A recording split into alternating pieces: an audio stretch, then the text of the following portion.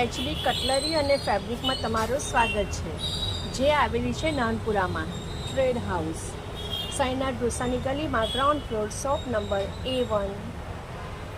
આ તમે વિડીયોમાં જોઈ શકો છો પ્રિન્ટેડ ટી શર્ટ, જે લાયરાની છે, જેની અંદર અવનવા કલર અને ડિઝાઇનની પેટર્ન પણ તમને અહીં મળી જશે।